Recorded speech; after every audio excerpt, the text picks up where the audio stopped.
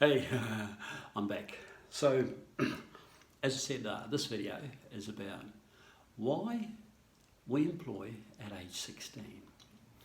Alright, I served in the Royal New Zealand Air Force from 1975 to 1985, from the age of 18 to 28.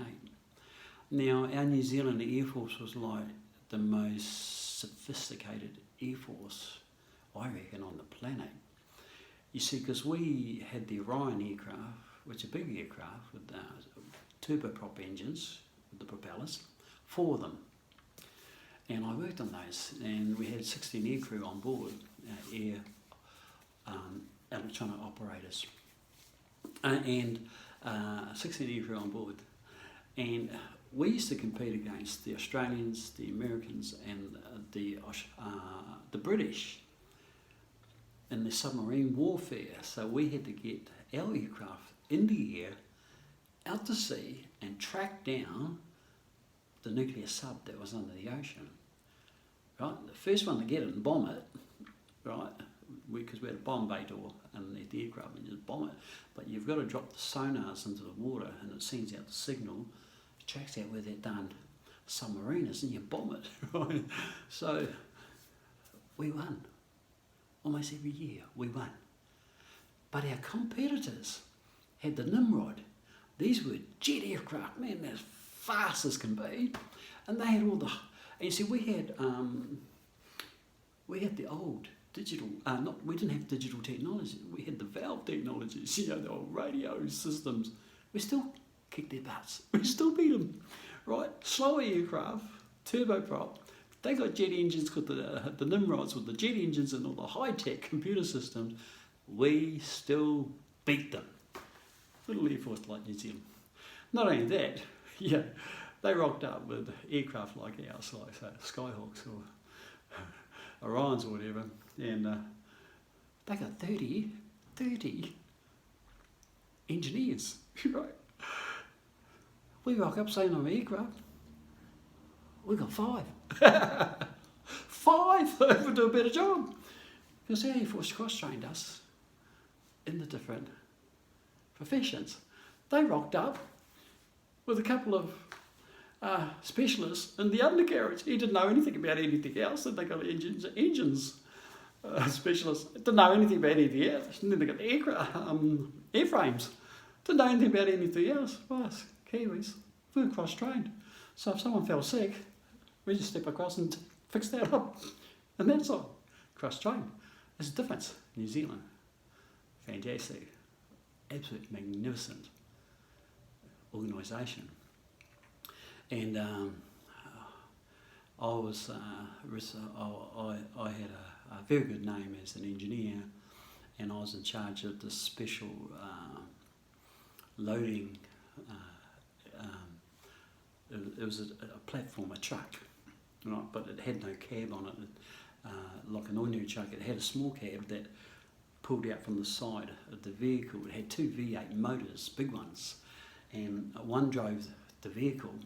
The other one controlled the platform that was on it, and the platform could twist side to side. It could go up and down like this, and I used to drop it right down and put the back right up because it was really long, and we used to turn our the boards we used to lie on for working on the vehicles and stuff, we turn upside down. It was like a roller coaster because they had rollers on it.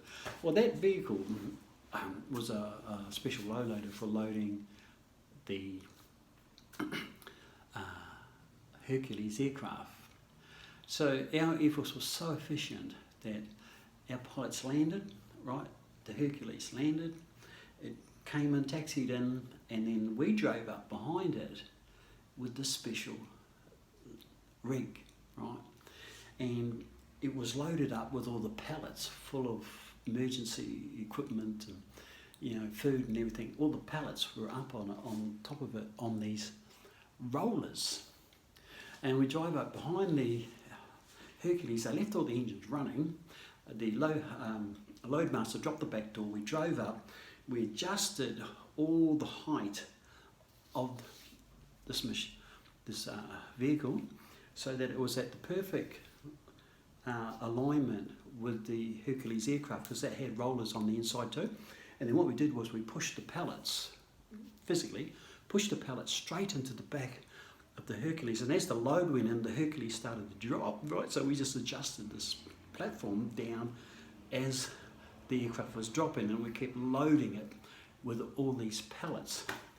10 minutes, right? It only took a few minutes to get the pallets in, and then the aircraft started taxiing out as the load masters are just strapping down all of the load, right, and working it all out. So, and the next thing, the back door was up and off she went. 10 minutes, fully loaded. How long does it take to load an aircraft when you go to the airport? Air Force, New Zealand Air Force, 10 minutes. Then that aircraft flew to a disaster zone or to a military operation, dropped the back doors, they went down really, really low, really close to the ground like they're going to land, but they didn't land. They dropped the back doors, threw a parachute out. Parachute opens, pulls out the first of the pallets and just drops it straight on the ground. We dropped army tanks out, right? And that's what we did. How's that for efficiency? We didn't even have to land. What the people needed was those emergency supplies, beds, tents, everything. We just didn't have to land, just dropped it straight at the back of the aircraft, and it was 3'4", not going to hurt it, and then it slides along the ground to a hop, and go to the next village, does the same, drop it, move on. That's how efficient our Air Force was in every aspect, and all the different operations we were trained by the British, right? And the British shared the secrets with the Americans, and we did exercises with the whole lot, and we did exercises with the police, the army, navy, right, Air Force, the whole lot, and we did also exercises with the Americans, the British and Australians. So we learned all the secrets of military warfare and on search and rescue, all these sort of things that the Orion aircraft was used for. So being in a organisation from the age of 18 to 28, how qualified was I when I got out? As an aeronautical engineer and also as a qualified automotive engineer. Two trades I walked out with. But here's the interesting thing. Do you think I had it sweet? Do you think I came from a good family? No. I'll tell you where I came from. I came from there, Indigenous Maori, but I came from here. You know that little girl, all of that rubbish around her. That's where I lived. From the ages birth to 6, I brought up in a beautiful Maori community, refined in the genetics and the DNA of the old Maori society. It's still in me. And then I was brought up in the worst township in New Zealand, which was Foxton. We transformed it into the first gangland capital of New Zealand. It was the most violent township. If you were white, you walked down our street, you got bashed up and you got robbed in broad daylight. That's what it was like. We did our policing, right? Burnt the brand new police station down the morning of its inauguration. Grub Hoffman, from my class, went around to the super cop who bashed Grub's head in on the table, smashes one in his house, torn off double barrel shotgun, grabbed the wife by the hair, bashed and beat her, shoved the gun in her throat, dragged her around the house looking for the super cop so he could blow her head off with the first bullet and his head off with the second bullet. Right? But the worst thing about this, it was done in front of 3 little children. They moved that super cop out of our town real fast. The cops got all bashed up. We sabotaged all their vehicles. Mate, because New Zealand didn't belong to the white man, it belonged to us Maoris. That's why we didn't consider the law to be our law. That's our country. Right? Us Maoris make the rules, not these white fellas who invaded. That's the way we were brought up. But I don't have a criminal record. Never had a criminal record except for heaps of fines and parking tickets. Couldn't help myself. Heavy foot. So anyway, why am I saying this? I came from Foxton, worst township in New Zealand. I lived in the worst street. And you guys who live in Foxton, you know what that street is. It's Harbour Street, down near the river. And I lived in the worst house in Harbour Street. Worst town in New Zealand. Worst street. Worst house. And, you know, it was a terrible existence. It was a slum. See, because my stepdad was an alcoholic and so was my mum. So they were always at the pub, so we never saw them. Not once in my life do I ever remember coming home from school to meet my mum or dad and to receive a hug. Right? Not once in my life. And so I lived in this terrible environment. I lived in this terrible environment from the age of 6 to 16. I got people at that door and people at this door wanting to come in, but I'm waving them off. So you see, 6 to 16, from the age of 6 to 18, I lived in a slum. And the slum was like you saw in that picture, my stepdad, I don't need to mention his name, he's a lovely old fellow, but he was alcoholic, and so was my mum. And for 12 years I lived in there, and we had no food because it was all used on booze, and we went to school with bread and jam sandwiches, right? We had inadequate clothing. But because it was a slum, then you see, it was like that picture I just showed you, because he was a cripple, and in the 60s, 50s and 60s, the house was about 30 years old and all the paint was coming off and everything. It was old and dilapidated, but it all smashed windows because there'd been a party house. And the windows were never repaired, so they had all cardboard all over the windows, everywhere. The fence underneath had been kicked in, and there was no fence between us and one of the neighbours. And it was a horrible place to live, but because he was a cripple and didn't have a vehicle, he couldn't take the rubbish to the dump, so it was all chucked out the back door. So it was all broken glass, beer bottles and canned food and just rubbish everywhere, all over the place. It was a real, true slum, and it was horrible. There was no clothesline, there was just a wire between the old shed, which was all rotten, and a tree, right? It's a horrible place. I was so ashamed of that place, really ashamed I never ever took a friend home. It was too shameful. You know, we had K-pop mattresses and beds with springs, and there were up to 6 of us in one bed, you know, my stepsisters and my sisters, and 3 up the top, 3 at the bottom of the double bed. This was what it was like in the slum. But my mum made sure it was clean on the inside of the house. It wasn't much could do with the outside. But she was at the pub anyway. So there's this sort of existence we lived, and I was ashamed of living in this slum. And I never had a girlfriend. I couldn't, because what's a girlfriend going to ask? Oh, where do you live? Mate, I didn't tell her where I live. I didn't take my mates back. So this is the shame of being one of these places. But then I got into the gang warfare and stuff, and I was the one that triggered the 1973 major gangland war between, there's a total of 8 towns and cities involved, and we created the world's first invisible and indestructible dark network criminal organisation. It was created in Foxton. I won't go there, but that's the background I came from. But unfortunately, I'd been a Boy Scout, a cub Boy Scout and adventurer, and with those, that helped me to get into the Air Force, and I studied and I qualified in all the trades I needed as an engineer. That was trade drawing, maths, science, and engineering. So that got me in the Air Force, but prior to getting into the Air Force, because I'd been a notorious gangster, I committed a lot of crimes, including the burning down of the Foxton Police Station on the morning of its inauguration. I handed Stewie the can, burned it down, and I was driving the getaway vehicle. So these sort of things I did. And then I joined the Air Force. We stalled off the court case. I was up on 2 charges of car conversion and vicious assault. It was so vicious that the judge was giving me 5 years imprisonment. So anyway, I started off, and then I joined the Air Force. I thought, oh, sweet, I'm in. I got no criminal record. They don't take criminals. They do in the Army and the Navy. What are they?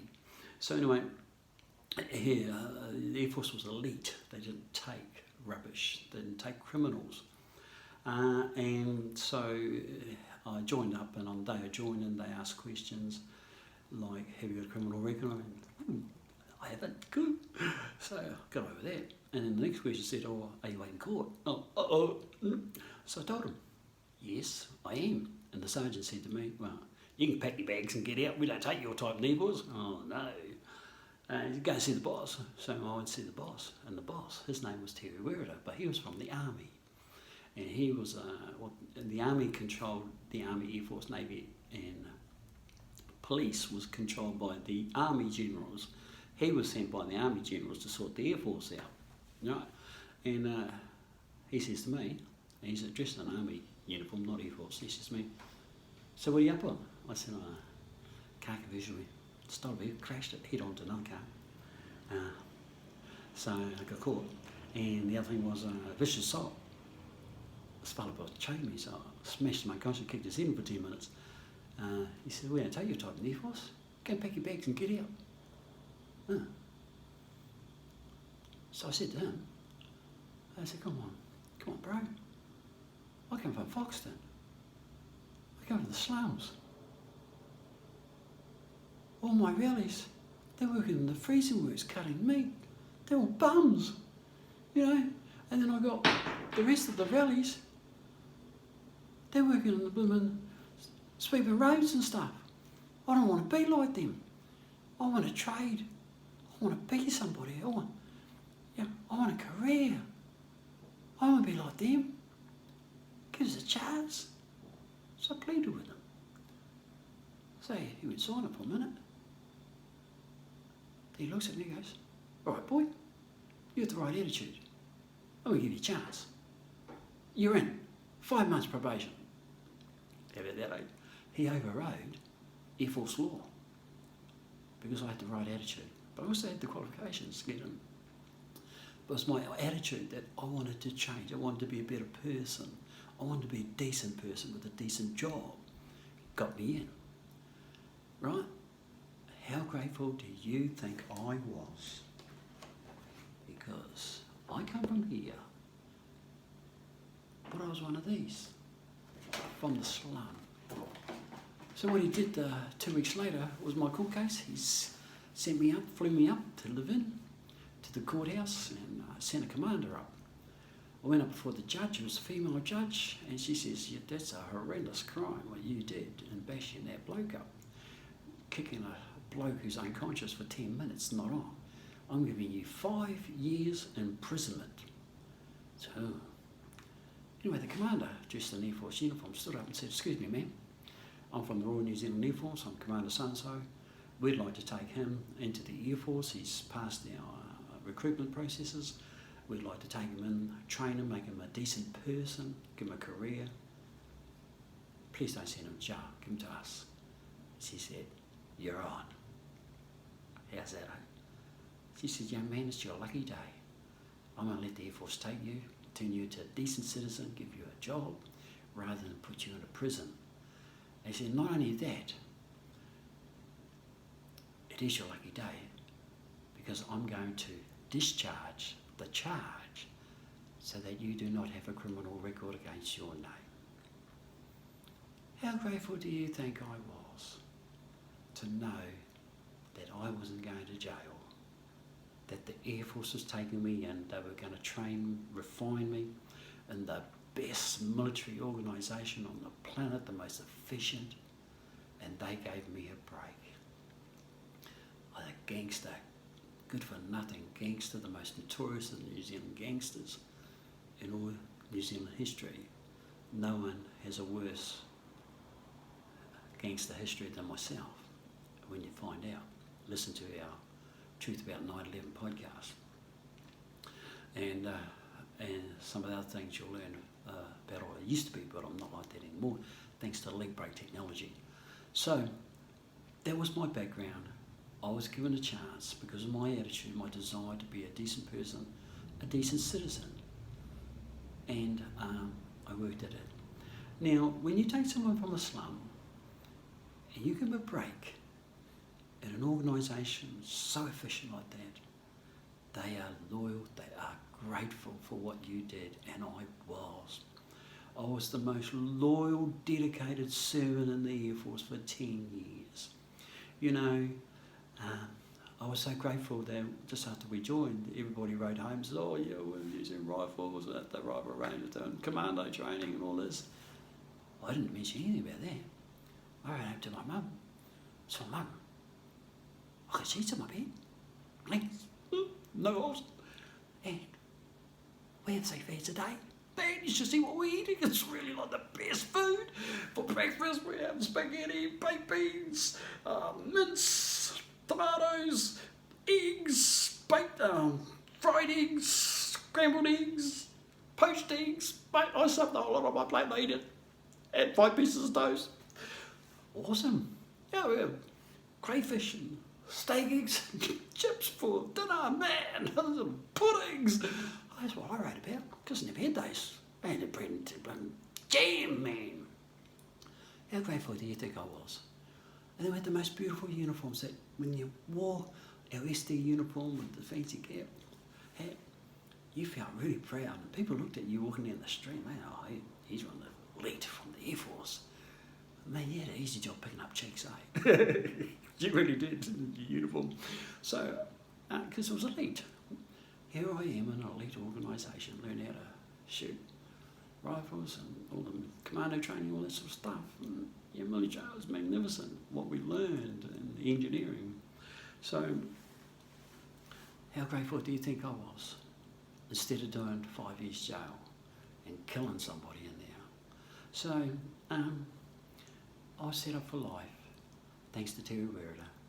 And I was so loyal that if an aircraft broke down, I was the first person to put my hand up and said, I'll stay behind. See, in the Air Force, it's 24/7 you work. You don't get paid overtime. I had no problem putting my hand up, saying, no, I'll work overtime. Work till 11 o'clock. You still had to go work at 8 in the morning. I had a problem with that, because I was loyal. I appreciated what they did for me. It's the best. I gave them my best because of what they did for me. And I did that all through my Air Force career. Now, when I worked on the aircraft, say like with the Orion aircraft, these platforms you had to go up on and work on the engine, and then I'd have to go and get some tools off the toolboard or some parts. I ran across that hangar. It's quite a distance. I ran to get my tools and things, and I ran back, and I was in April. And the commanders had never seen this before. How can them fellas, he's running across it? He works so damn hard, man, but he's running between the storeroom and the toolboards. He's running. He saw me doing that for years. Look at that, Mary boy, go! Of course I went for it, because I damn well appreciated not doing time for 5 years. I appreciated having a bed with sheets in it, nice accommodation, enjoyable entertainment, food, good quality food with the best chefs. Hence the loyalty. That's why I know from experience the most loyal people we'll ever get are the ones from the slums, from the low income areas that have got nothing. No food, alcoholic parents, drug addicted parents, cruel parents, paedophiles, rapists raping their own children or rallies that are raping them, violence and crime, you know, the low income areas. And you pull one of them out of those areas and you give them a life, a wonderful life, with a lifetime cradle to grave employment and habitation contract. See how loyal they are. When it comes to overtime, they can do it for free because they love us. They appreciate what we do for them. And that appreciation will build our organisation and make it strong and powerful. And they'll never sell us out. They'll never betray us to our competition. And we can keep the secrets to success within our own organisation. So what am I telling you this for, you young people? I'm telling you, if you are in a slum, if you're in a low-income neighbourhood, if you are depressed, sad, lonely, broken in spirit, do our training program. It's going to cost you nothing, right? And then we'll get you out of that suburb at some stage, and your family too, if they want to change, right? We're here for you. So you see, these skeptics from the older generation say we're into pyramid selling and all this criticism, condemnation because of what we do, and they don't know nothing about what we do because we haven't put it out there. Only started putting it out yesterday, right? And they're the experts. They've seen a couple of our training programs, they just run it down, but nah, we know what we're doing. 30 years on this project. And we've got all the big boys coming and buying us. So don't you worry about a thing, right? Don't you believe in what they say about us or about you. In the next video, I'm going to teach you about the champions, having the champion mindset. Now, just as to finish off, after 10 years service in the Air Force, I decided I want to move out and get into, I was under a 12-year contract, I was getting out 2 years earlier, and they don't let you do that, especially if you're a top-notch engineer like I was. Like, I got awards, my photos up on in the academy, and engineering academy, and one of the awards was this big, man, I had to carry it with my rifle, an ST uniform, and so I just had to put on a low power mode. So you see, and I got these awards, and I was respected for my hard work and loyalty to the Air Force. And Terry Werriter had been monitoring my progress all the way through. And he told me when I was getting out, because when I put in my resignation, the base commander spat the dummy. Right, he spat the dummy that I was getting out. And then he sent me to the chief medical commander. He was a group, wing commander. He said, "Why are you getting out?" He asked me all these questions, and then he sends me to see one of the psychs, and this is unusual because that was with DMU. This is the department for pilots, for the looking after the pilots, and they were the elite. They sent me there, and they had all the best psychiatrists and psychologists, and they got me interviewed and said, "This bloke's not right, getting out of the Air Force." And he interviewed me, and I told him what I wanted to do, become a motivational speaker and train people. He said, "Oh, you're the only one with your head switched on." He said, "We'll give you a good report so you can get out." And that's what got me out of that report. So it was interesting, Terry Werriter, who let me in, was on that same base. He spat the dummy too, and he found out from the base command I was getting out, and he pulled me up and said, "What are you getting out, boy?" I said, "Oh, I'll move on, I'll get into motivational training fields." So, yeah, okay. And he says, "You know what? We're so proud of you." I said, "What do you mean?" He said, "I didn't tell you. We've been monitoring your whole career. The Army generals and myself have been monitoring your whole career because you've done outstandingly well, and we're proud of you." And I thought, I didn't know that. They never told me. He said, no, you did well. We're really proud of you. We know what you came from to what you become. And when I did that, and they gave me the blessing when I got out. And when I got out, I went to International Banking Commerce. I have a checkbook. I worked for ITEX International. Open checkbook. I'd never written a business plan, but I knew total quality management. And I knew how to get their organisation up and running efficient. Open checkbook, buy anything from houses to cars, air conditioners, and we had 10,000 traders on the system. Then I could do any one of them, buy anything I wanted. I just went into ITEX and I didn't have to worry about it, paying for it.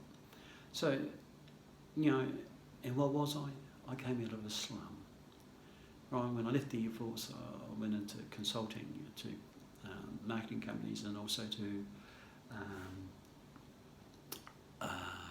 computer companies in 86, 85. I was on $100 an hour. The average income was $7 an hour. 1998, I was on $1,000 an hour, and people would pay me up front $4,000 to $14,000 for the happy training curriculum. How about that? And we're giving it to our children in the slums, in the low income areas, for free. And our coaches are going to look after you. You're just going to work your way through the training programs with us, okay? Remember what you've got to do? You've got to go through, first of all, the fast lane. Watch our videos and things from the fast lane, do the 21-day goal setting, find out what your major goal in life is. And once you've done that, you can come into the middle lane. We'll let you into the middle lane. In the middle lane, you can subscribe to our website. Middle lane, we'll do the webinars and train you how to do your 10-point plan to get your major goal, how to do the fast track and all these other things, and we'll allocate a coach to you. Once you get into the last lane, which is the slow lane. Remember, we don't want to talk to you in the fast lane. We'll talk to you in the middle lane through the webinars where we teach you in maths, and then in the slow lane, we'll bring you here to Western Australia, to our University of Sustainability that we're setting up, train, develop and refine you. We'll set you up with the technology package to go back to NZ. We'll teach you through virtual reality, augmented reality, and refine you so that when you turn 16 we can employ you. And in the New Zealand Air Force, 80% of the personnel were employed at 16, 20% were adults, which I went in as. And you employ at 16 because they're full of energy, full of fun, full of laughter, teachable, want to learn, right? Want to improve themselves. Over 16, drugs, alcohol abuse, rebellion, we don't want that sort. The moment we find out you're using drugs, you're out. See you later. We don't want your business. You're out for 12 months, right? So don't even bother coming to us, right? Over 16 down to addictions, to pornography, all this stupid stuff, gambling, stupid stuff. We don't want them in our organisation. At 16 we employ them because in 12 months we have them fully trained in sustainability. They're mobile, right? They're not married, they haven't got children, they're not committed. We can give 2 hours notice, we say, listen, we need more manpower on this sustainable city or sustainable village over there. We just fly them there, fly over the top, they can parachute out the back, land in the community, we don't even have to land anywhere. And then they've got to travel to the precinct. Just no, throw them out the back aircraft. With parachute. So they'll be all good, and this is really top-notch efficiency. 16-year-olds don't have an attitude. No one can tell us how to do that, but we get them to ask questions, right? Ask us questions, we answer the questions. Think for yourself, that's what we want. You don't want to be goons who just goes in there and you're going to believe every piece of rubbish that we teach you. No, challenge us. For goodness sake, we are no gurus. We don't believe in gurus. Right, but what do believe in is you, 16-year-olds. All right, we're here to teach you. I want to teach you about the champions in the next video. So we're here for you, DigiGen, short for digital generation. 6 to 16-year-olds born on or after the 1st of August 2003. We're here for you, and you're going to build our organisation. Fraser and myself, we're going to step out of limelight, man. We're going to retire in 5 years. You fellas are going to run our organisation, man. And you are going to have the choice of who you bring in to build these sustainable cities and sustainable villages with social sustainability. How wonderful is that? So thank you for giving me your time. I'll catch you later. I've just got one of our rappers out here. He's waiting to get in. He's just out the window. So I went like that for him to stay out there, not to come in. So anyway, and we do, by the way, clean, happy hip-hop. Music and dance civilization with us Maoris. We start off with singing in R&B, popular songs from 65 to 85. And from the R&B, we'll swing into the freestyle rap. We use your name, crack a joke, rhyme, right, without repeating somebody else's rhyme or our own. And then from there we'll swing straight into beatboxing, do the beatboxing, and then from the beatboxing swing into a bit of reggae, and then back into the R&B. How's that for talents in our DNA? Tūhoi, te aroa, nā te kānunu, we all got it in our DNA. As bro outside, He's one of my rallies. he's a robot. So he's a good one too. So I better let him in, and I'll catch you on the next video tomorrow. Have a nice night.